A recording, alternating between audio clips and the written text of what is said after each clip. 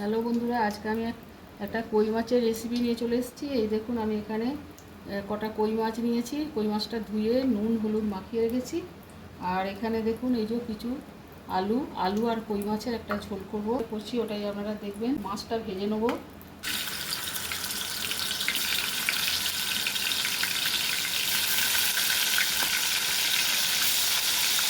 আর এদিকে বন্ধুরা একটা ভাজা মশলা করে নেবো। ভাজা মশলা দিয়ে রান্নাটা করব।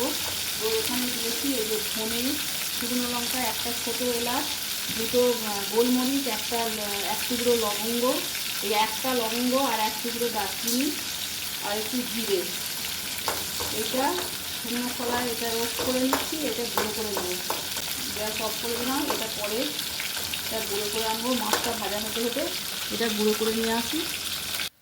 মাছগুলো সব ভাজা হয়ে গেছে, মাছটা তুলে নিচ্ছি।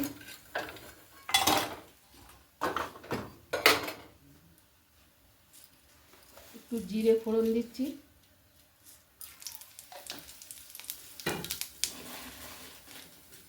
একটা তেজপাতা। আলুগুলো ভেজে নেব। আলুটা মোটামুটি ভেজেছি। এবার পেঁয়াজ কুচি দিয়ে দিচ্ছি।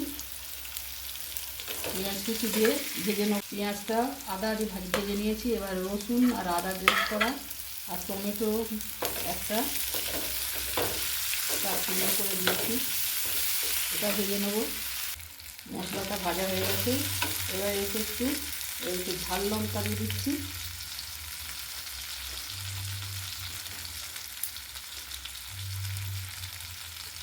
ঝাল লঙ্কার গুঁড়ো আর দিচ্ছি একটু কাশ্মীরি লঙ্কার গুঁড়ো।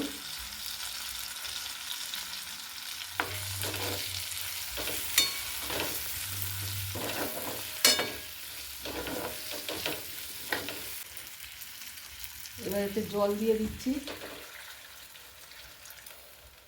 আলুটা এবার সেদ্ধ হয়ে যাবে। আলুটা কষার সময় হলুদ আর লবণ দিয়ে কষেছিলাম, তো আর অল্প একটু লবণ দিয়ে দিলাম স্বাদ মতো। আর এখানে ভাজা মাছগুলো দিয়ে দিলাম এই যে। আর এখানে দুটো তিনটে কাঁচা লঙ্কা ভেঙে ভেঙে দিলাম। এটা সেদ্ধ হয়ে যাবে, মাছগুলো সেদ্ধ হয়ে যাবে। আলুটা আর একটু সেদ্ধ হতে বাকি, হয়েই গেছে। মাছ সেদ্ধ হয়ে যাবে, আলুও সেদ্ধ হয়ে যাবে। এইবারে বন্ধুরা যে যে ভাজা মশলাটা করেছি, জিরে ধনে শুকনো লঙ্কা গোটা গরম মশলা, এটা দিয়ে দিলাম।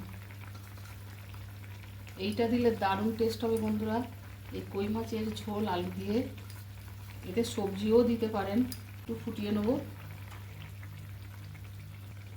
আলু আর কই মাছের ঝোল ভাজা মশলা দিয়ে দেখুন রেডি হয়ে গেছে। তো আমি এখন গ্যাস অফ করে দিলাম।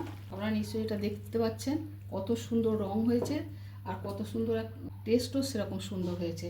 তো এইভাবে আপনারা কই মাছ আলু ঝোল করবেন, দেখবেন যে অতি সুন্দর খেতে হবে। কেমন লাগলো আপনাদের অবশ্যই জানাবেন। ভালো লাগলে লাইক শেয়ার কমেন্ট করবেন। আর আজকের মতো তাহলে রাখছি বন্ধুরা। আবার আসবো অন্য কোনো রেসিপি নিয়ে। আপনারা খুব ভালো থাকুন। জয় গুরু, জয় মাতা।